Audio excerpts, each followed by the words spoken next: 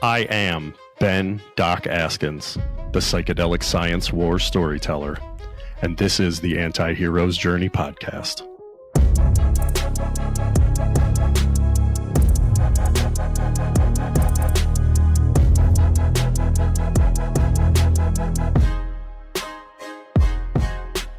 What's going on out there, all you Anti-Hero's Journey podcast fans? I'm so glad that you tuned in for another episode with me, Doc Askins here. If this is your first episode and you don't know who I am, that's totally okay.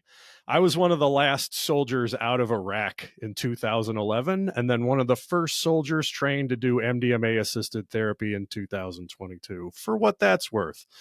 And I've started having this podcast where I invite the coolest people that I can find to just kind of come and share their stories. And I'm real excited today. One of my new favorite friends that I've made in the last year or so is Cipriana Quann. Cipriana Quann has a social media platform of almost 1 million followers and was selected as one of 6 brilliant women in New York by Vogue magazine for their My Life in Vogue documentary, along with an editorial feature in the U.S. issue of Vogue magazine shot by iconic photographers Inez and Vindu. Dubbed the voice of your generation by HBO, an influential millennial by Gap, and described as the greatest hope for our civilization by the late great legendary New York Times photographer Bill Cunningham. That's tough to beat, that whole thing right there. I still got so many more accomplishments to read here, Cipriana. Hold on. She's paved the way in the fashion industry, featured in editorial spreads of Vogue magazine, Vanity Fair, Harper's Bazaar, Elle Brazil, Interview, New York Mag, V Mag, Cosmopolitan, and dubbed Style Stars by W Magazine, countless best dressed lists by Vogue Magazine, Harper's Bazaar, US Weekly, and WWD. Also named one of the 50 most interesting people on the internet by Cosmopolitan, and created into an animation by Disney. Get real, folks. We live in a simulation, and the simulation loves Cipriana. Cipriana was also personally invited to the White House to meet current President Joe Biden, specifically regarding her contributions of creating an inclusive change within the fashion and beauty industry for women of color with her website, Urban Bush Babes. She is also a TEDx Talks speaker, previous red carpet host for HBO, podcast co-host of Chew on Something, featured in campaigns such as Fendi, Valentino, Tiffany & Company, and Bulgari, has worked with couture brands such as Dior, Armani, Chanel, Gucci, and Burberry, to name a few, as well as on the covers of Harper's Bazaar Netherlands, Condé Nast Traveler, Time Out New York, and IRK magazine. Her notoriety in the fashion world has only been overshadowed by her vulnerability and courageousness to speak on the severe trauma she experienced from the age of 5 to 15 years old, its debilitating effects, such as addiction, that resulted from the abuse, and the power of her connection as a twin sister to survive and sustainably heal through various therapeutic modalities, which is where Cipriana and I first met, discussing Ibogaine as a new potential novel therapeutic treatment for opioid use disorder, among other things. Here in my home state, LaGrange, Kentucky, was where we got the chance to share the stage and talk a bit about trauma and recovery. Yeah, Cipriana, it's a pleasure having you on the podcast today, my friend. I'm so excited to be here, Doc. Thank you so much for having me. Yeah, I'm so glad we could make the stars align and get to hang out here for a little bit longer and share it with the world, for sure, because you've got an amazing story. So I'm not going to waste any more time without further ado and jump into the first question in what has become my way of doing podcasts, with 5 questions, the Q5 format, 5 favorite questions that I use in ketamine-assisted therapy in my own ketamine-assisted therapy practice. So let's get to it. What's your story? Before we start, I just wanted to say I love this style of questioning that you have. This is actually my first kind of way of doing things for an interview, so I'm excited about it. Well, for me, I'm originally from Baltimore, Maryland. And I always say, when someone's truly from Baltimore is when they don't pronounce the T. So if you're not from Baltimore, you'll say Baltimore. But if you're from Baltimore, you'll roll it and say Baltimore without the T. So I'm originally from All Baltimore. fit in. Yes. I'm originally from Baltimore. I am an identical twin sister. And I grew up in a household where my mother was the financial caregiver. She was like the breadwinner of the family. So she was working full time. She was also going to one of the top universities in the country. And our father was the stay at home dad. So it was, as the dynamics of a family go, it was stereotypically very different in that sense. So the times that my mother was away from home was the times that my sister and I were abused. And I think for a long time, it was really easy to talk about the physical abuse uh, because for us, we experienced not only the sexual abuse, but physical and mental abuse. But for my sister and I, there's still a lot of shame attached with survivors and sexual abuse, especially in a family dynamic. And for myself, I held on to a lot of shame along with the anger and the pain that I was suffering through. But for me, the earliest memory I can have of the first experience of being sexually abused was at 5 years old. And I say 5 years old because I think it may have started before I was five, but from what I can recall, it was the earliest time was 5 years old. And because I'm an identical twin sister, my sister and I experienced the same abuse, and we never were abused together. So our father would take us separately into the room and like close the door and abuse us. And so every time I knew my sister went alone in the room with my father, I knew what was happening to her, and she knew what was happening to me. And as sisters, and because we're identical twins, we're like, our bond is closer than close. I mean, I think people don't quite understand the bond that identical twin sisters have. So even through our teenage years, we never talked about it. And the abuse happened every single day. And I think about it now as a woman, and I think, I don't know. I actually know the only reason why I survived is because I had my twin sister. Doc, I have no doubt within my mind that I would not have been able to survive that amount of abuse every single day for over 10 years without her in my life.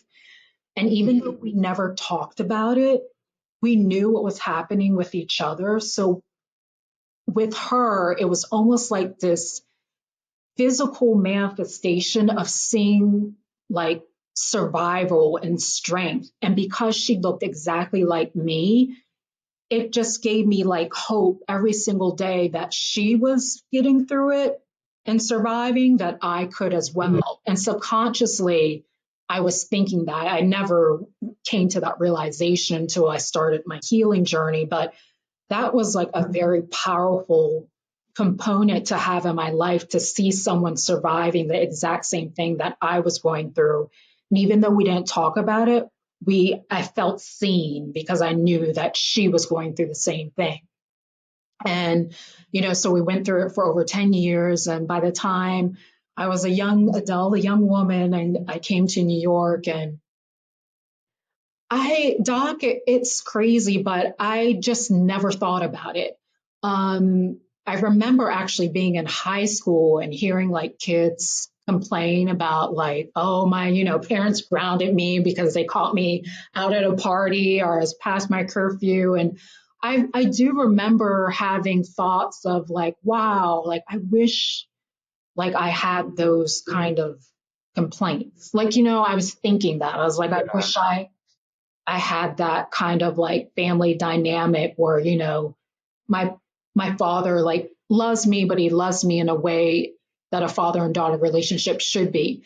Our mother was amazing, but she was hardly home, and our father was very good at manipulation, and of course said that he would take our lives, my sister, myself, and also kill our mother if we exposed what he was doing. So we were groomed at a very young age So by the time I came to New York, in my early 20s, my sister came as well. We never talked about it.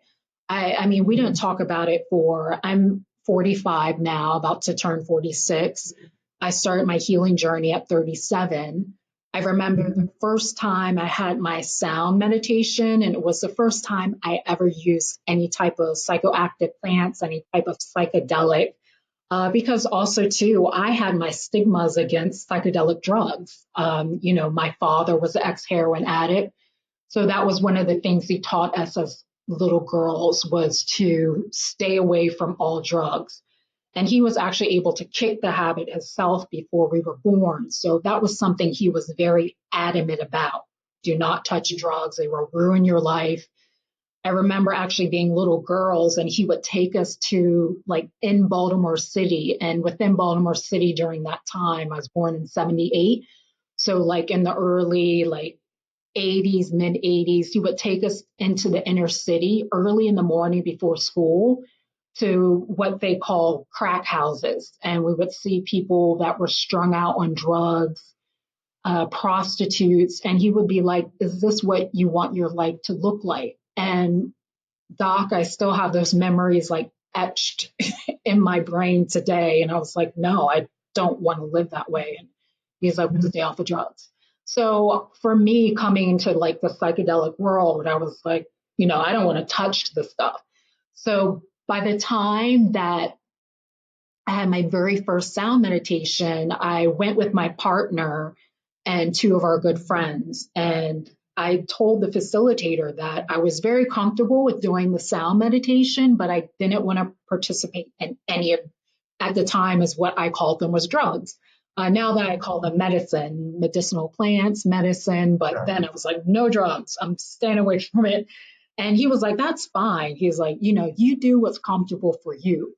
But let me just sit down and just discuss about the history and explain to you what the plants are about and how it works. And he sat down with us for 3 hours and explained the history and how it works within your plasticity, and showed us all these like charts and scientists that he worked with. And it was just incredible. And for me, I've always been a very open person. So I was just like, you know what? I'll try just a little bit. So I tried a little bit of MDMA mixed with psilocybin.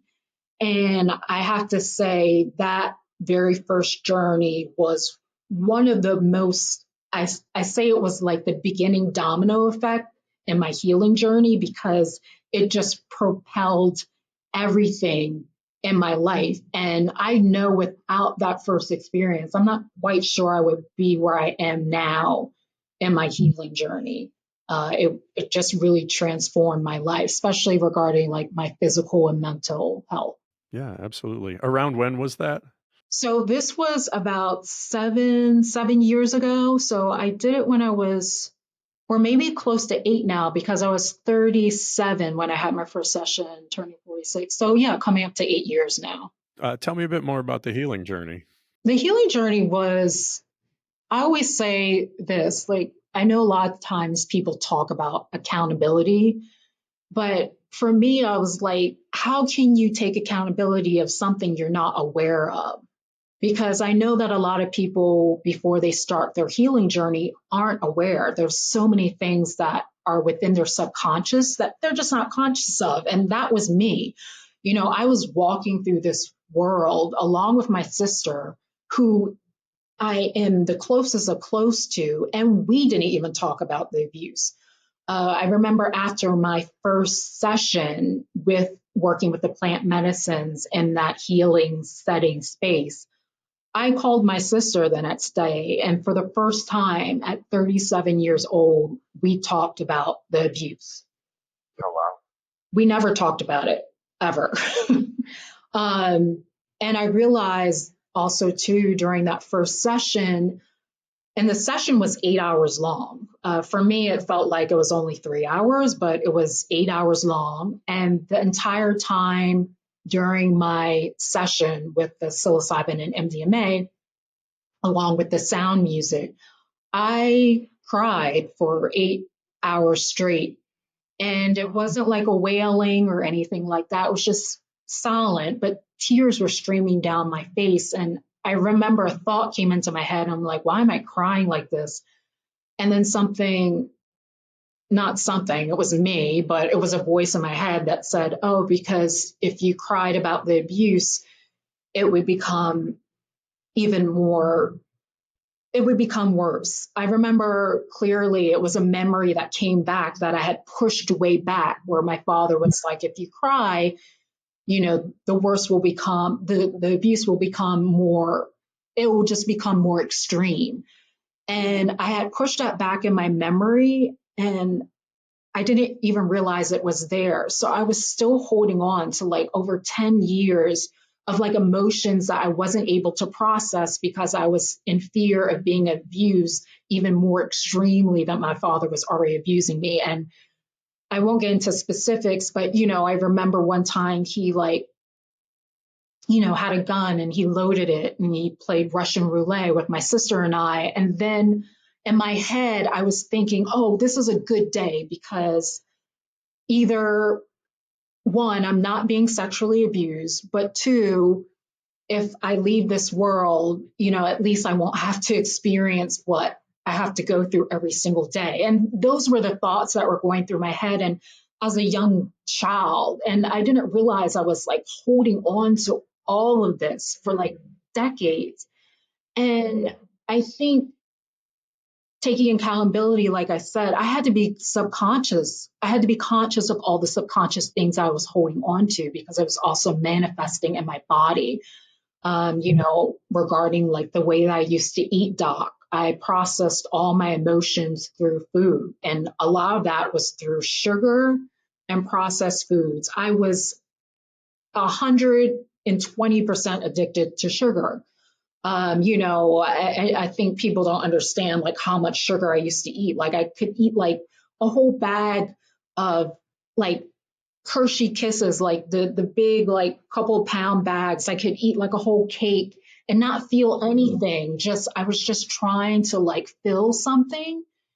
And I didn't realize like what I needed to feel was I needed to take out the anger that I was still experiencing. I needed to take out the shame so I could fill it in with like all these healing components, which my mind desperately was seeking, but I just wasn't aware of it. And I had a lot of health problems because of it. I was like pre-diabetic. I was going blind, so I would lose my eyesight randomly during the day, every day. I had nerve damage in my hands and feet, hypertension, high cholesterol. I was 60 pounds heavier, constantly fatigued, migraines every day. Um, it was just insane amount of symptoms. And basically, I was killing myself through food. And like all of that didn't change until I started to address what I was still holding on to subconsciously from the trauma that I experienced as a child. Yeah, that's probably a lot more common than any of us would like to admit or recognize. We have what's called the adverse childhood events scale that gets used in a clinical setting to evaluate what your childhood was like and how whether it was a place filled with fear or with love is what a lot of it's looking like. Is it, a violent place or a safe place? Did you see threats against yourself or others? Was there enough food? Those sorts of things are the questions that get asked. And then we've been able to correlate higher adverse childhood event scale scores with higher rates of obesity, cardiovascular disease, neurodegenerative disorders, metabolic syndromes like diabetes, weight gain. There's a lot more going on behind the scenes for somebody who is chronically ill than the way in which, at least in America, we've tend to like make it a moral issue, like put down the fork, fatty is the response you'll hear to this day in a whole lot of different circles. But if the only thing that ever felt good for the first 20 years of your life was eating sugar, and everything else was pain, you can imagine what the outcome winds up looking like for somebody there. So just recognizing that much ought to bring a whole lot more compassion to the forefront for us as a society whenever we look at chronic disease. My professional and personal opinion, anyway. I 100% agree with you. And I'm so glad you brought that up because I checked off almost every one of like the symptoms, and I look at my life before I start my healing journey, I absolutely was because of what I was experiencing as a child. And like for me, it's also about learning compassion, because I was like, wow, I was going through a lot of pain. So I had to look at myself with more compassion, because I can't say, like, I can't believe I did that to myself. But I was like, well, that for me was a coping mechanism. Like, I needed that to survive. And even though it was killing me as an adult, I had to take compassion and be like, that's okay. You just need to learn new coping mechanisms. What served me then as a child is not serving me now as an adult. So, fast forward 8 years later, and, I'm also still working medicinal plants and healing settings, working with facilitators and really great places. I know we talked about it in Kentucky just a little bit. Ibogaine was something that I used recently that has just continued to propel my healing journey. It's just incredible. And for me, like, I really wanted to share my story more, because I used to be really hesitant in talking about psychedelics.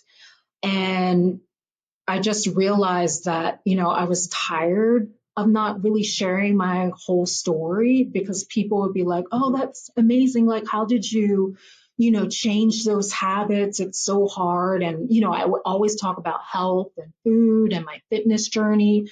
But what really propelled all of that was working with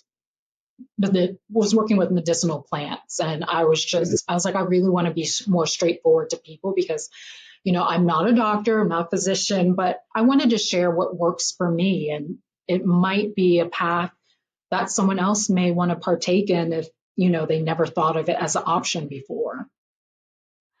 Yeah, how much are you willing to talk about the Ibogaine experience as well? I've had several other folks who've had, they call it the PhD of psychedelics. I don't know anything. I have no personal experience with it whatsoever. Very curious. Played a lot of contact sports growing up, got hit in the head a whole lot, even, recently or whatever. It's supposedly, it works wonders for mild traumatic brain injury and addictive processes, but also has some high risks of cardiotoxicity and all of those sorts of things in the background. I've had Wiz Buckley's a fighter pilot that had gone down to Mexico and participated in a study down there. And he shared some of his story. I'd just be curious to hear what your experience with Ibogaine was like. Oh, yes, I would love to share. My experience was nothing short of amazing, but I think for me, because I had spoke to other clients that were at the facility, and is it okay if I name the facility? Fine by me. Okay, it's called Beyond in Mexico, and it's a really incredible facility, because they're actually only one of the two facilities that works with unpoached ibogaine medicine, which is incredible. But they're like a fully staffed physician, 24 hours of the day, physician, nurses, um, therapists. They have a personal chef that cooks all the healthy food. So it's a mix between like a clinic and a retreat. And the reason why I wanted to do my first ibogaine session, because I worked with a lot of psychoactive plants, ibogaine. So my first experience with iboga, or it's a derivative from the iboga plant, ibogaine, I wanted to make sure that I was safe, because for me that was a real concern. As you mentioned about the heart complications, but I know heart complications tend to come up for people that already have heart complications, or already have pre-existing medical conditions. Because sometimes people don't know they have certain conditions. And then once you get your blood work taken, and so then you find out other conditions that you may have. But generally it's very safe, but you want to be precautious. So you want to go someplace where they're taking like your EKG, and they're constantly taking, your blood pressure, and you're being hydrated. So the experience for me for everyone is 12 hours long. And about the first 4 to 6 hours are about like the visions and, physical insights that you're getting through visuals. And the last like 6 hours, 8 to 6 hours, is just all insights that are flooding in. But, it depends. Like my sister actually just went recently, Yeah, I And she saw that said, on Instagram. yeah. And her visions lasted longer than mine. And she said she had thousands of like visuals coming in, which was different from my experience. And I think because that was her first ever psychedelic like experience. So I think that's the reason why she was getting all this flood of visuals. For me, I was a bit scared because I knew I wasn't like scared in the sense that I thought something was going to happen to me. I was kind of just more a bit hesitant on maybe what would come up, but I was ready for it. Like, there was no turning back. I was really ready for the process. I came in and went in with my intentions, but wasn't expecting anything. And so I was fully prepared.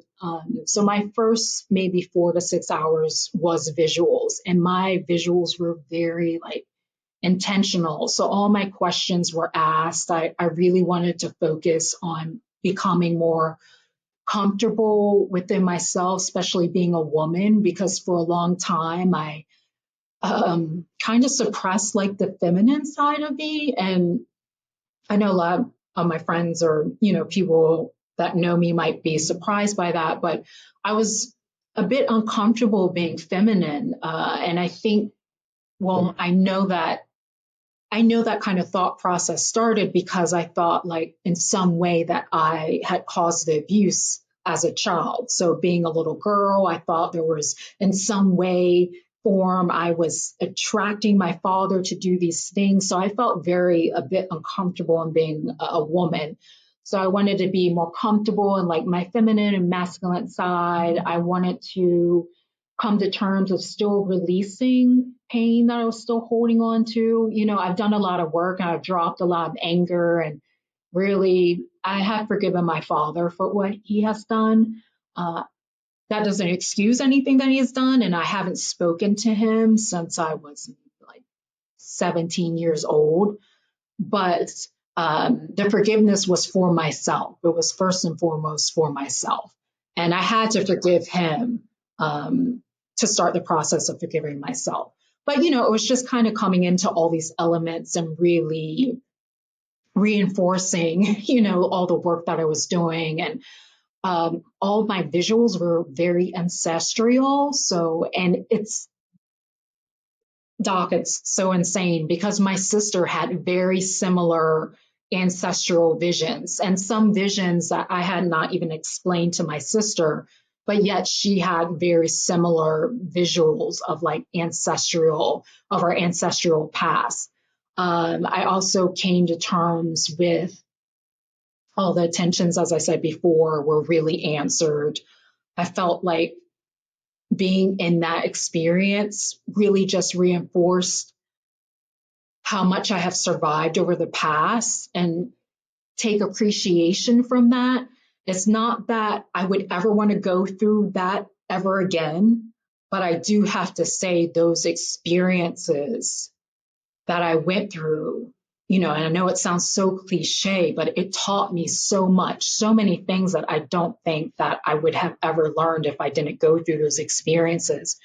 And even though I would never want to go through it again, I do have to, in some way, show gratitude to what I went through and survived. So my experience with the Ibogaine was really reinforcing all those things, like um, just reinforcing how much I want to show more like love and peace to myself and more compassion.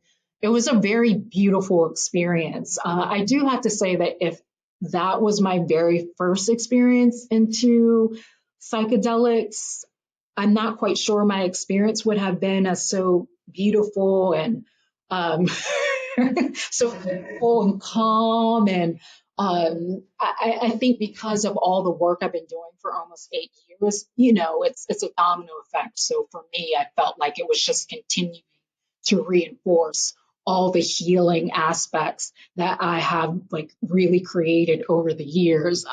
But for me, it was a beautiful experience, something that I would recommend to someone if they were ready to take that first step. Yeah, well, you've got an incredible story, and the healing trajectory of the whole thing from where you started to all that you've accomplished and all of the ways in which sharing that story can give people hope and give people insight. Getting to hear that, you're able to say that you're glad for the things that you went through that's you know, the perspective that I don't get to hear as often in my clinic, right? Like I got to hold that out for people and try to show them, yeah, you can find hope. There's ways to get to being healed. I know it doesn't seem like it from where you are and where you're suffering now, but there's a lot of nothing but hope for a whole lot of people out there, which is part of why we started the podcast in the first place, was just to get stories like this out there so that people could hear more of them and find their own ways of healing, whatever that looks like. Along the way. So I ask people about their stories, mostly to get at memory and at the past. And then I'll switch to asking people about the future and about imagination by asking, what are your intentions going forward? So, what are your intentions, Cipriana? For me, I would say my intentions are at the core, I love people. I love talking to people. I love connecting to people. But, I think about my past and I think about how much in gratitude I am that I had my sister and also that I had my mother. She was a very loving, beautiful woman. And, even though she wasn't home most of the time, because she was providing financially for the family, especially as a Black woman, it was not the easiest of times, the years that we grew up. I mean, personally, for our family, we had to deal with, I remember like crosses put on our lawn when we were like little kids from the Ku Klux Klan. And so on the other side, the flip side of dealing with all this physical and sexual and mental abuse, we also had to deal with racism. So, but through all that, I had my sister, and I realized how important community is.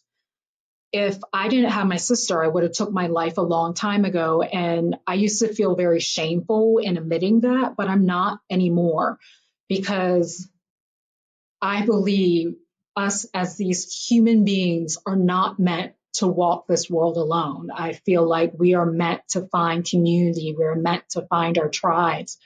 We can be strong, but I feel like we're stronger together, and divided we fall. So my intentions are that I really want to continue to share my story, because I want people to realize that they're not alone. And if they think they're alone, they can hear someone like me share my story, talk about my past and how I dealt with the circumstances that I was given. And even though I was dealt that hand, something very beautiful bloomed from it. And I feel like so many of us can relate through whatever trauma that we've been through. And even though our trauma looks different, even though our stories look different, how we process pain is the same. How we can heal is the same. And I feel like that's how we can really connect and help each other. So I want people to know that they're not alone. That's my intention. Like, I want people to know that there are ways that they can heal. There's ways that they can release the anger and the pain and the shame. I held on to that for so long. And I used to think like, oh, I wish I had discovered this like years ago, but I know everyone has their own timing. And I feel like this timing is perfect. But yeah, I would love to like just connect with more people to know that, they're not alone in this world.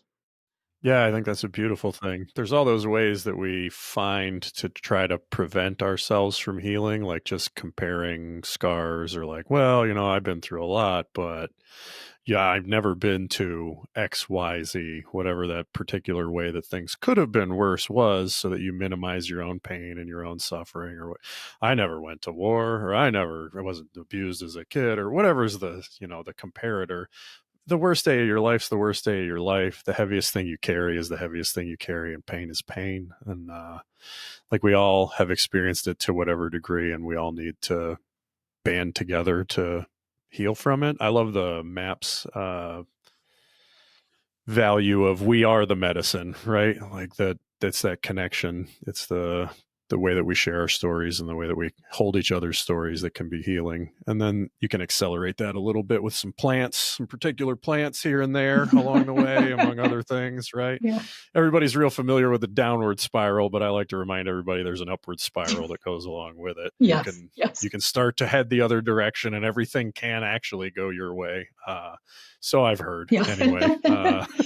Well, no, Doc, just also too, like, I love that you said that because I was actually in a sound meditation. This was probably a couple years ago, and they had, a sharing circle. And, for me, I, never thought I would be saying these words like, oh, I was in a sharing circle. But yeah, so at the end of the sound meditation, and we were working with, it was psilocybin and MDMA again. There was actually a war veteran that was there, and he came up to me afterwards, and he said that, and it was so crazy because I heard him share his story, and I shared my story, and I remember thinking like I would love to talk to him because for some reason I felt like our stories aligned, and he came to me and he was like, I just want to say, thank you for sharing, but he's like, I also I felt like our stories aligned. And I was thinking in my head, that's crazy because here was this, older white man. He was in war for over 20 years. He said he's been in therapy for, the last 5 years. And this was his very first like session working with psychedelic plants and the sound meditation space. And he said that, he went through certain events every day of his life for 20 years and didn't process any of them. And he said when he heard that I went through over 10 years and everything, the trauma that I experienced happened every single day, he said he felt that I was someone that could relate to someone that's been in war because the trauma didn't happen one time, it happened repeatedly for years and years and years. And so someone might hear my story and then might hear someone's story of a veteran. But if you could see the parallels of those stories and then how we're coming together and healing, it's just so beautiful. Like you said, our stories are very different, but I feel like how we can process the pain and how we can heal from it is very much the same. Yeah, a lot of it is just having a nervous system and then living on planet Earth sets you up for being under chronic stress of one kind or another until you find the people that will band together around you to redistribute a bunch of the stress of just being an earthling in the first place, right? I remember being young and reading a book called About Face that was written by Colonel David Hackworth, who's famous for having what they called the perfect attendance record. He showed up at World War II, Korea, and Vietnam for like his generation. I think he lied about his age and enlisted at 15 so he could go over to Europe during World War II. He's kind of, and then spent a bunch of time as a war correspondent after that. But he had this idea of just having a jar. And the way that you live your life is going to pour stuff into that jar. And when it gets full, it gets full. And nothing removes stuff from that jar other than stepping out of the environment that was putting things into that jar in the first place was kind of his takeaway from it, from that unique perspective of somebody with perfect attendance at war for the United States anyway. Yeah. So like, take it for what it's worth. I think toxic environment's a toxic environment, whatever that looks like. It doesn't really matter. Gotta get out of there, and you gotta take care of yourself first before you can take care of anybody else. Gotta pack your own ruck before you can teach somebody else how to pack theirs, et cetera, right? Well, I think those are beautiful and healing intentions, wanting to share your story and to make connections with other people and point them in the direction of hope. I think I'm grateful that you're out there doing everything that you're doing. I'll ask Thank people you. about their story for memory and then about their intentions for imagination. And the way I try to bring people into the present moment is by asking about gratefulness. So, what are you grateful for, Cipriana? I want to say first, I'm grateful that I'm here. Uh, for a long time, I didn't think that I would make it to this point. So I want to, I want to be thankful for being in this moment and speaking with you. I'm grateful for my community, my twin sister, my mom, my partner, my stepdad, all my friends. Community is so important to have supportive, loving, and respectful people around you, and also people that inspire you. Um, I'm grateful to be on this healing journey. It's not always the easiest, but I would have to say it's the most rewarding. There's times where I thought that, I thought healing looked certain ways, like, was it come to like your career or, the amount of money that I realized, like, honestly, none of those things matter. I mean, of course, money does matter somewhat to survive, but, I just realized the way that I looked at life really changed. Having my health completely transformed. I'm so grateful to have my health. And I'm just really I'm grateful for all the lessons I've learned. Without those lessons, it wouldn't have led me to this journey. So I had to be grateful for every little single thing that had happened in my past. I think that's what I'm most grateful for. Awesome. Well, with all of your story and all your intentions and all your gratefulness, what are you creating in the world? I think for me, it's about creating community. For me, as I mentioned before, I think I had a sense of community the day out the womb. So I realized how much. You've never really technically been alone, have you? No. uh, and I just realized like the power of community. That's for me that I'm something that I'm constantly creating, something that's always evolving. And also too, especially within communities of color, in these like wellness and psychedelic spaces. I think it's really important to share our stories. I don't think one person's trauma should have more value than someone else's, but I do think voices within Black and Brown communities are not always heard. And that's just the reality of it. And also I want to create a space where people of our communities can trust certain voices, because I know for a long time, our government, I'll say it straight, our government hasn't been the most honest with, communities of color, especially if you want to look at things that are stamped in history in which our government has admitted to and apologized for, like the MK Ultra project or the Tuskegee study. These are real things that happened in our history where, they illegally dosed thousands of Americans and Canadians with LSD. And a majority of those individuals that they illegally dosed was of Black communities, mostly Black prisoners, people that were in psychiatric wards. Even the Tuskegee study, they took like 600 low income sharecrop holders. 399 of them had syphilis, 201 did not, but they used them in a control study to see what syphilis looked like if it was untreated. And that study started in 1932. And then in 1947, they came out with something that would actually help with penicillin. They came up with penicillin that would treat syphilis. But they didn't tell the patients of this study that they should take the penicillin to treat their syphilis. And in fact, they told them to stay away from the penicillin. They said that it wouldn't help the syphilis at all. And so like 15 years after the study first came out, and then in 1947, when they had the treatment for it, they told these people of the study not to take it.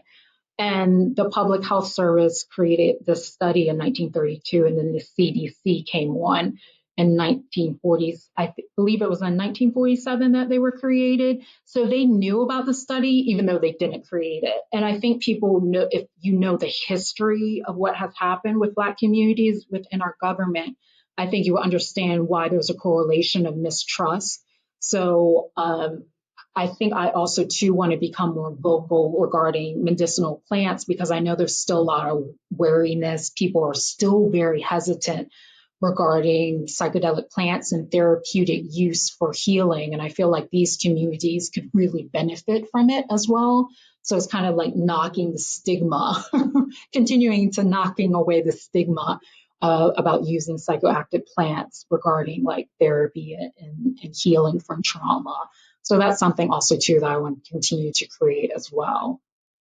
Yeah, well, God bless you for it. I think that's a long history, story after story after story of cruelty and violence and things that our government should answer for. But I don't know exactly what the channels are for making those sorts of things happen in the first place. Even recognizing all of those things that that there is a path forward somehow to advancing the healing in communities wherein trust has been destroyed. How do we restore some of those things? Some of it is just exactly what you're describing, opening up about who you are and where you're coming from and what your experience has been. And then, finding those places and those people with whom you can do this work in a place of trust. Because at the end of the day, if we don't have trust, we don't have anything. So, I think that's an important thing that you're creating there for sure. And you got, for what it's worth, you got my full support, and anything I can ever do in that Thank you, regard, I'm Doc. happy to. Yeah, absolutely. So that brings us around to the fifth and final question. It's everybody's favorite question. I call it the identity question. Everybody has a whole bunch of these masks that they wear and all of the stories that they tell, and they're important. They all serve a purpose, but underneath it all, who are you really, Cipriana Quann? This is such a beautiful question. I actually thought about this for a while. And uh, for me, I think it really is dropping away all the masks because I realized in this healing journey, I thought I was so many things that I was not. Um, and that was a beautiful conclusion to come to because I'm constantly evolving. So even the woman I am today will not be the woman I am tomorrow. And but I think that's because I'm coming back to who I really am. There were certain circumstances that happened to me as a child and a teenager led that actually led me away from being who I was really meant to be, which is someone that's very loving, someone that's very compassionate, someone very kind, void of anger and hate. Uh, I realize I feel like I'm just a living organism trying to show myself more self-love because the more I show myself love, the more my environment attracts people and things and circumstances in my life that's conducive to that love and that healing journey. And the more that I am healing and the more that I truly love myself and show myself through agency, whether that be my health or my mental state, the better my environment is and the better that the way that I show myself will attract others. Like it will change my entire environment. It will help all those around me. The more that I love myself, the more it will show and